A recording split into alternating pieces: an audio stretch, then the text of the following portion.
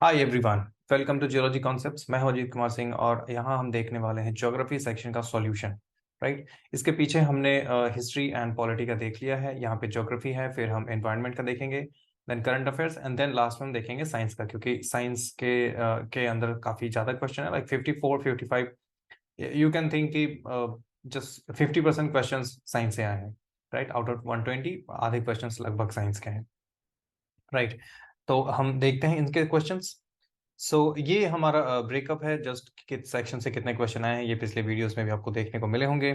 Geography से around 18 questions हैं, तो हम आगे देखने वाले हैं। अब इसके अंदर जो फर्स्ट क्वेश्चन वो ज्योग्राफी से ही आया है, ये और ये सेट ए का के सारे क्वेश्चंस हैं। सेट ए से ही हम देख रहे हैं। Deserts are generally located at, ये सेक्शन, ये ऐसे क्वेश्चंस जो है हमने क्लास में किए हैं। और आपको पता है कि डेजर्ट्स जो है वो इक्वेटोरियल रीजन पे नहीं होते, क्योंकि यहाँ पे रेनफॉल बहुत ज़्यादा होती है। ठीक है ना, काफ़ी रेनफॉल है, तो यहाँ पे डेजर्ट्स आपको नहीं मिलेंगे। पोलर रीजन्स पे डेजर्ट्स आपको नहीं मिलते, क्योंकि वहाँ पे मोस्टली जो एक्चुअली यहाँ पे एक्चुअली अगर हम हॉट डेजर्ट्स की बात करें तो ज़्यादा बेहतर समझ में आएगा। पर क्वेश्चन सिर्फ डेजर्ट्स की बात करता है, तो पोलर रीजन पे है जो डेजर्ट्स, वो कोल्ड डेजर्ट्स हैं। राइट, पर उसकी जो एरिया है और जो मैक्सिमम डेजर्ट्स है वो वहां पे नहीं है, हम आगे देखेंगे। 65 डिग्री पे भी डेजर्ट्स कम है, पर अराउंड 30 डिग्री का जो एरिया है, जो लैटिट्यूड है अराउंड 30 डिग्री का, वहां पे डेजर्ट्स बहुत सारे हैं। जैसे ये एरिया है 23.5, तो इसके ऊपर का जो एरिया होगा ये 30 डिग्री होगा लगभग। और यहाँ पे अगेन 23.5, तो इसके नीचे का जो लाइन है ये 30 डिग्री होगा। तो यहाँ पे ये डेजर्ट है, ये डेजर्ट है, आपको ये डेजर्ट भी मिलने को देखने को मिल रहा है। अगेन ये सारे डेजर्ट्स जो हैं दुनिया के, वो सारे 30 डिग्री के आसपास ही देखने को मिलते हैं। तो इसलिए इसका जो आंसर है वो सी हो जाएगा, अराउंड अबाउट 30 डिग्री लैटिट्यूड। ठीक है, नॉर्थ एंड साउथ दोनों में। ये जस्ट यहाँ पे मैंने दिखाने एक्सप्लेन करने के लिए लिया है। Then second question is the fifth number. The uplift mechanism that takes place when lighter, warm, moist air mass rises after encountering a cold and denser air mass. तो ये आपको कैसे पता चलेगा कि जब सपोज कोई कोल्डर एयर मास है और एक वार्म एयर मास है जो इधर से आ रहा है, और इसकी तरफ एक दूसरे की तरफ ये मूव कर रहे हैं और वार्म एयर ऊपर चढ़ जाता है, rises up. Right, now what happens, ये चीजें जो है ये फ्रंटल प्रेसिपिटेशन में हमें देखने को मिलती है। फ्रंटोजेनेसिस के अंदर इसको पढ़ना था हमें, और ये भी सेक्शन, ये भी चीजें हमने क्लास में कवर की थी। राइट, तो फ्रंटल प्रेसिपिटेशन भी हमने अच्छे तरीके से देखा है। कन्वेंशनल रेन जो जस्ट एवापोरेशन हो रहा है, उसके बाद जो रेन होती है that is conventional rain. Cyclonic precipitation, यहाँ पे temperature difference is not the key, क्योंकि साइक्लोनिक प्रेसिपिटेशन में प्रेशर डिफरेंस होता है, नॉट द टेम्परेचर डिफरेंस। पर यहाँ जो है, जो फ्रंटल प्रेसिपिटेशन होती है उसमें टेम्परेचर डिफरेंस होता है, क्योंकि एक कोल्ड एयर मास है और एक दूसरा वार्म एयर मास है। ओरोजेनिक एयर प्रेसिपिटेशन के लिए आपको एक माउंटेन या हिल चाहिए, इसके पास यहाँ से रेनफॉल, सॉरी रेन बियरिंग जो विंड्स होगी वो इस तरफ मूव करेगी, और फिर ये दिस विल राइज अप। और उसके बाद जब ये ऊपर जाएगी तो ये ठंडी हो जाएगी, और फिर उसके बाद बारिश होगी। तो इस तरफ जो रेन बियरिंग साइड है उस तरफ बारिश होगी, दूसरी तरफ रेन शैडो एरिया होगा जहाँ पे बारिश कम होगी, जो कि इस तरफ होगी, ये रेन शैडो एरिया होगा। तो इसका आंसर भी बी होगा, जो कि फ्रंटल प्रेसिपिटेशन है। राइट, 36 जो नेक्स्ट क्वेश्चन है, विच of the following is a gravity transported soil. अब इसमें आप देखिए तो एलुवियल सॉइल जो है वो ग्रेविटी की वजह से नहीं, वो फ्लो की वजह से आती है, जो रिवर की फ्लो के साथ आती है, तो ग्रेविटी इज नॉट, ग्रेविटी का इसमें रोल नहीं है। एओलियन जो है वो एयर से रिलेटेड है, जब एयर की वजह से जब धूल कण जब मूव करते हैं तो वहां पे जो मूवमेंट होती है सॉइल की, दैट इज एओलियन। उसके बाद ग्लेशियल, तो अगेन ये बर्फ की वजह से होता है, जो अगेन स्लोप की वजह से होता है। कोलुवियल जो है वो होता है ग्रेविटी की वजह से, इसके लिए हमने यहाँ पे जस्ट आंसर ये एक्सप्लेनेशन के लिए ले लिया है कि soil transported by gravitational force is called colluvium soil. And aeolian जो विंड डिपॉजिटेड मटेरियल, जो विंड की वजह से मूव करती है सॉइल, दैट इज जो धूल की रूप में, धूल मिट्टी के फॉर्म में जो मूव करेगी soil, that is aeolian. Right, glacial हमने देख लिया, तो ये इसका आंसर था कलुवियल सॉइल। कलुवियल इसका आंसर हो जाएगा। नेक्स्ट है, which one among the following states of India experienced highest highest fall in population growth rate during 2001-11। ये 2001 और 11 के बीच में कौन सा ऐसा स्टेट है जिसमें सबसे ज्यादा पॉपुलेशन ग्रोथ में फॉल आया है। इसके लिए हमें ये डेटा देखना पड़ेगा। ये मैंने आरबीआई से लिया है, आरबीआई की वेबसाइट से, ठीक है। तो ये एक ट्रस्टेड डेटा है और इस पे हम ट्रस्ट कर सकते हैं। अब इसमें हम जो ऑप्शन है हमारे पास आंध्र प्रदेश, महाराष्ट्र, तमिलनाडु एंड मध्य प्रदेश। आंध्र प्रदेश आपके पास यहाँ है सेकंड नंबर पे, तो ये डेटा आप देख सकते हैं। महाराष्ट्र एंड मध्य प्रदेश हमारे पास यहाँ है, तो ये महाराष्ट्र का डेटा है और ये मध्य प्रदेश का है। तमिलनाडु के लिए हमारे पास यहाँ पे है जो कि ये है।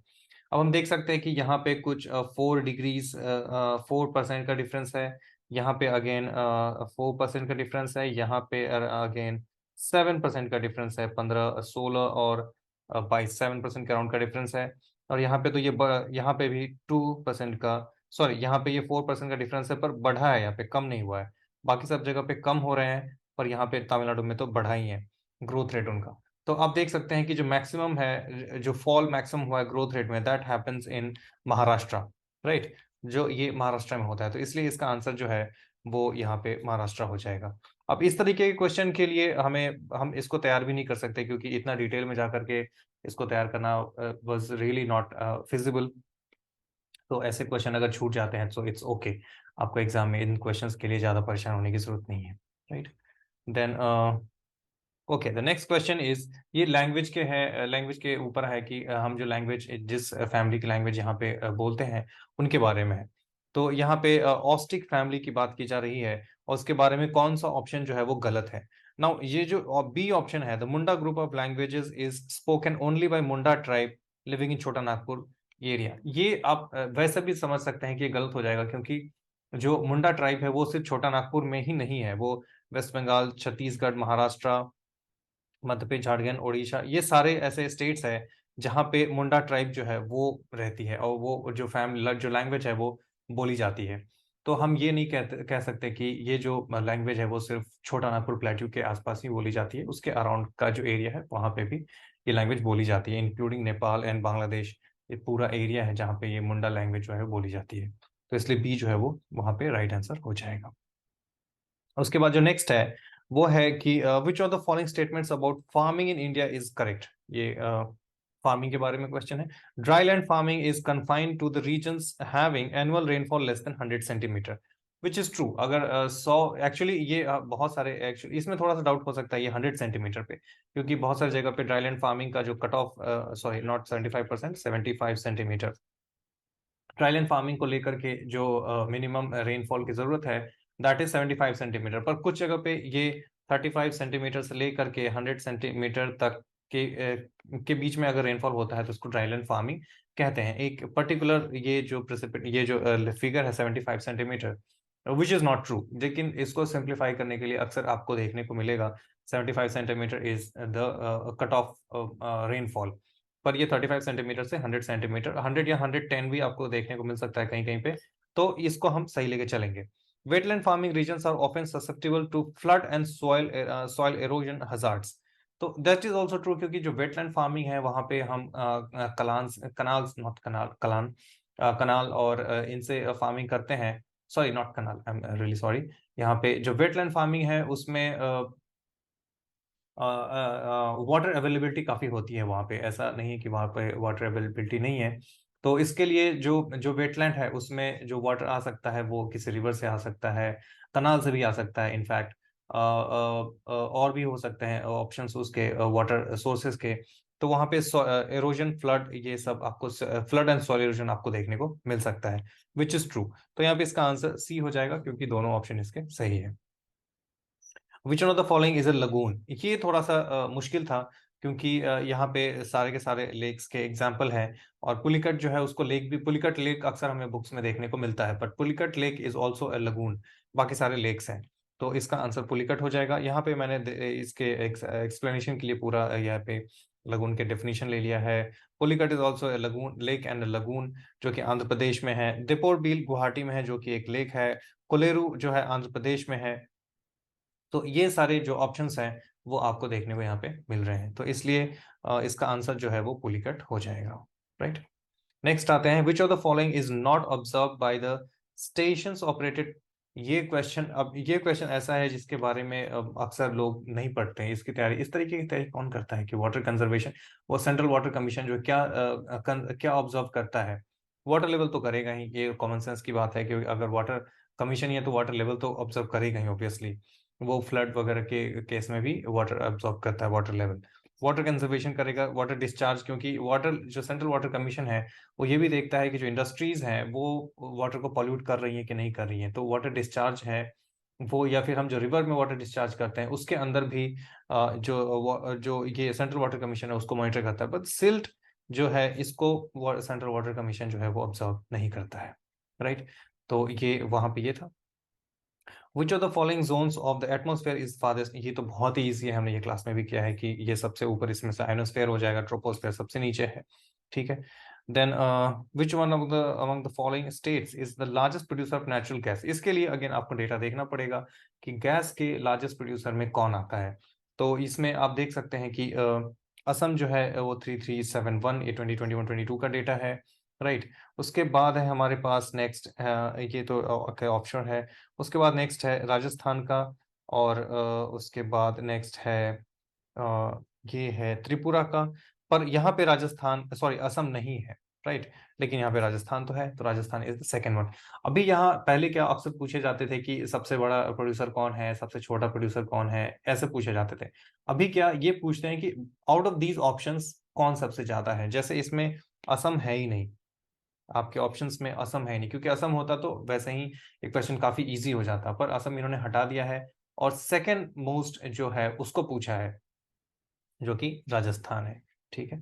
तो क्वेश्चन का जो नेचर है वो बदल रहा है, क्योंकि यहाँ पे एक चीज और मैं हाईलाइट करना चाहूंगा कि जो पिछले ईयर का जो पेपर है उससे इस ईयर के पेपर में काफी चेंजेस आए हैं। पिछले ईयर के पेपर का साइंस का लेवल आप देखें और इस ईयर के साइंस का लेवल देखें तो that is a drastic change, right. और same way is with geography and environment, हर जगह पे आपको ये देखने को मिलेगा। पर साइंस में काफी ज्यादा चेंजेस आए हैं, राइट। आते हैं नेक्स्ट क्वेश्चन में, विच of the following statements about river valley is correct? अब यहाँ पे Kullu valley is an example of strike valley, Kullu valley is an example of transverse valley actually, and Kangra is a strike valley, ठीक है ना। यहाँ इन्होंने उल्टा लिख दिया है। कांगड़ा जो है, कुल्लू जो है वो एक ट्रांसवर्स वैली है, एंड कांगड़ा जो है वो एक स्ट्राइक वैली है। अब ट्रांसवर्स स्ट्राइक वैली का मतलब, स्ट्राइक को एक्चुअली हम लॉन्गिट्यूडनल वैली भी कहते हैं, ठीक है ना, इसका नाम इन्होंने बदल दिया है। और ट्रांसवर्स वैली, अब ट्रांसवर्स एंड लॉन्गिट्यूडनल वैलीज का मतलब मैं बता दूं कि जब भी कोई वाटर फ्लो, एक सपोज यहाँ पे एक रिच है, माउंटेन रिच, और इस तरफ है, और यहाँ से अगर कोई रिवर फ्लो कर रही है या फिर कोई वैली है जो इस तरीके से है, तो ये होगी स्ट्राइक वैली या लॉन्गिट्यूडनल वैली, राइट। लेकिन यही अगर एक रिज इस तरीके से एक रिज है और इसके बीच से एक कट लगाते हुए कोई रिवर अगर फ्लो कर रही है, या फिर वैली, यहाँ उस रिवर की वजह से वैली बनती है, वैली जो है उसको रिवर ही बनाएगी, अदरवाइज कोई उसका सोर्स नहीं है वैली बनाने का, कोई उसके पीछे रीजन नहीं है दूसरा। तो यहाँ से कोई एक रिवर फ्लो कर रही है जिसकी वजह से यहाँ पे कटिंग होगी, साइड कटिंग, और ये एक वैली यहाँ पे बन जाएगी। तो ये वाली वैली जो एक रिवर, एक सॉरी एक रिज के क्रॉस बनती है, that is called transverse valley, ठीक है ना। तो Kullu valley is an example of strike valley, जो कि उल्टा है, यहाँ पे ये ट्रांसवर्स वैली है। कुल्लू कांगड़ा जो है वो एक स्ट्राइक वैली है। तो इस तरीके से ये दोनों गलत हो जाएंगे। नर्मदा तो सबको पता है कि एक रिफ्ट वैली के बीच से बहती है, तो 3 इसका, यानी कि डी इसका ऑप्शन सही हो जाएगा। ये इसके लिए मैंने डिटेल्स यहाँ पे लिख दिए हैं, जो आप जस्ट इसको देख सकते हैं पीडीएफ में। तो कुमाऊं हिमालय जो है वो, ये बहुत ही सिंपल है, Sutlej river and Kali river के बीच में आता है, ये हमने क्लास में भी किया था, तो ये तो काफी इजी है। विच of the following glaciers is not part of Pir Panjal range? अब इसके लिए देखना पड़ेगा हमें कि पीर पंजाल रेंज में आखिर कौन कौन से ग्लेशियर्स आते हैं, राइट। अब यहाँ पे क्या है, उद्रोक है, सोनपरी है, बारासिंह है, बारासिगरी है, एंड गांगरी है। अब देखिए गांगरी यहाँ पे ऑलरेडी है, बारासिंगी है, एंड सोनपानी है, पर इसमें जो उद्रोक है वो नहीं है, तो इसलिए पीर पंजाल में उद्रोक जो है वो नहीं आता, राइट। आ, यहाँ पे उद्रोक के लिए हमने, ओके, ये नहीं आता। Little Andaman is separated by, little Andaman is separated from great Andaman. अब great Andaman and little Andaman को कौन सेपरेट करता है, उसके लिए ये क्वेश्चन है। अब ये देखिए, अगर हम लिटिल अंडमान और ग्रेट अंडमान की बात करें तो ये यहाँ पे आपको देखने को मिल जाएगा, जिसमें इसको थोड़ा जूम करता हूँ तो ये बहुत ही इजीली विजिबल हो जाएगा। ये ये यहाँ पे मिडिल अंडमान है, और यहाँ पे ये सॉरी, हाँ ये लिटिल अंडमान है और यहाँ पे ये मिडिल अंडमान है। ये मिडिल अंडमान है ऊपर और ये लिटिल अंडमान है जो कि यहाँ पे दिख रहा है, और इसके बीच से जा रहा है डंकन पैसेज। ये डंकन पैसेज जो है ये सेपरेट करता है मिडिल अंडमान और लिटिल अंडमान को। ठीक है, मिडिल एंड लिटिल, लिटिल ये इनको सेपरेट करता है। ठीक है, अब हम मैं एक चीज और यहाँ पे दिखाना चाहूंगा जो इसके दूसरे ऑप्शंस में है। सॉरी सॉरी सॉरी सॉरी, ये तो यस, यहाँ पे इसका आंसर तो वैसे डंकन पैसेज हो जाएगा। अब आपको ये देखना है कि 10 डिग्री चैनल क्या है, हॉम्फ्रे स्ट्रेट क्या है एंड ऑस्टिन स्ट्रेट क्या है। राइट, इसके लिए अगेन यहाँ पे हम जाएंगे तो हमें पता चल जाएगा कि 10 डिग्री चैनल जो है वो लिटिल अंडमान एंड निकोबार, ये 10 डिग्री चैनल है। यहाँ पे 10 डिग्री चैनल का मतलब होता है 10 डिग्री लैटिट्यूड, तो ये 10 डिग्री चैनल है। और ये जो है little Andaman and Nicobar, car Nicobar, ये जो निकोबार आइलैंड है, और ये ऊपर जो है वो अंडमान, ये ऊपर वाला जो है एरिया ये पूरा अंडमान का आता है। तो अंडमान और निकोबार को जो सेपरेट करता है वो है 10 degree channel. Little Andaman and middle Andaman को जो सेपरेट करता है वो है डंकन पैसेज। और एक दूसरा था हॉम्फ्रे स्ट्रेट। हॉम्फ्रे स्ट्रेट क्या है कि आपको यहाँ पे दिख जाएगा, ये मिडिल अंडमान और साउथ अंडमान के बीच में, ये मिडिल अंडमान है ऊपर, ये साउथ अंडमान है, इनके बीच में आता है ये हॉम्फ्रे स्ट्रेट। ठीक है ना, जो बारातंग आइलैंड भी जिसको कह सकते हैं, या फिर ऐसा आप कह सकते हैं कि जो साउथ अंडमान, सॉरी जो मिडिल अंडमान है, ये मिडिल अंडमान है और ये बारातंग आइलैंड है, इनके बीच में ये जो स्ट्रेट है दैट इज हॉम्फ्रे स्ट्रेट। ठीक है ना, ये हॉम्फ्रे स्ट्रेट है। और ऑस्टिन स्ट्रेट भी आपको यहीं पे देखने को मिल जाएगा, जो हमें यहाँ पे देखने को, इसके लिए हम इसको देख सकते हैं। Middle Andaman is separated by north Andaman island by Austin strait, जो हमें यहाँ पे देखने को मिल जाता है। एंड बारातंग आइलैंड जो है वो हॉम्फ्रे स्ट्रेट से अलग किया जाता है। तो इतने सारे स्टेट्स है, ये सारे के सारे अंडमान से ही लिए गए हैं। तो इसलिए जो हमारा आंसर है वो यहाँ पे डंकन पैसेज हो जाएगा। राइट, अब हम आते हैं नेक्स्ट पे जो कि है हमारा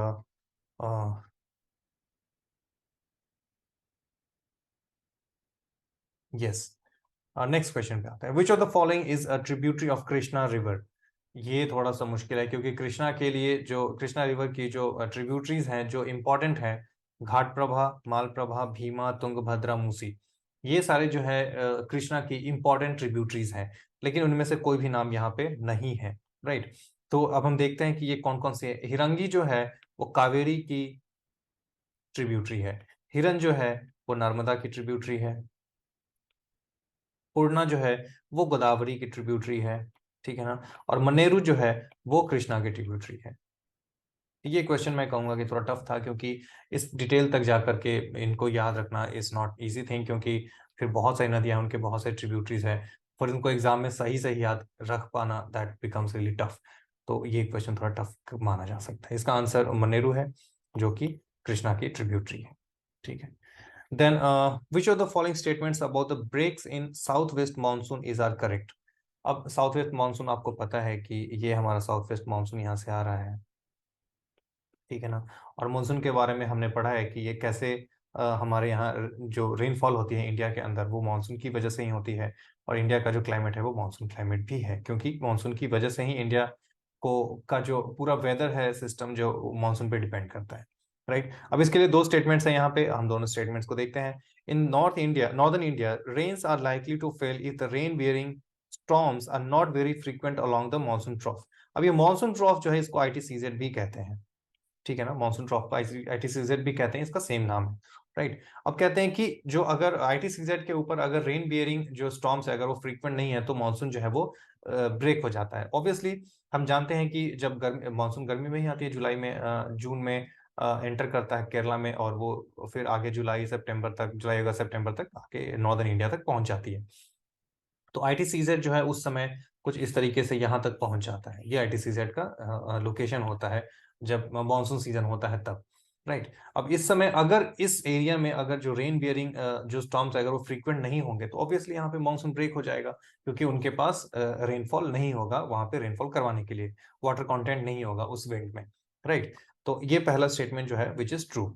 सेकंड जो है, in the west coast the dry spells, west coast यानी कि ये वाला कोस्ट जो है, dry spells occur when wind blows parallel to the coast. अब अगर विंड जो अगर ये जो विंड है ये बिल्कुल इसको स्ट्राइक करेंगे, ठीक है ना, ये विंड्स जो है यहाँ पे, इसको मैं दिखाऊं, अगर यहाँ पे वेस्टर्न घाट्स हैं, अब ये विंड जो ऐसे फ्लो कर रहे हैं, अगर ये इसको स्ट्राइक करेंगे यहाँ पे तो ओरोग्राफिक रेनफॉल होगी। पर अगर इनका डायरेक्शन चेंज कर दिया जाए और ये डायरेक्शन जो है इनके पैरेलल ऐसे फ्लो होने लगे विंड्स की, तो रेनफॉल नहीं होगी, क्योंकि उनकी फिर वहां पे ओरोग्राफिक जो अपलिफ्टमेंट है विंड्स की वो नहीं हो पाएगी और रेनफॉल नहीं होगा। तो 1 और 2 दोनों इसका सही है, इसलिए सी इसका आंसर हो जाएगा। राइट।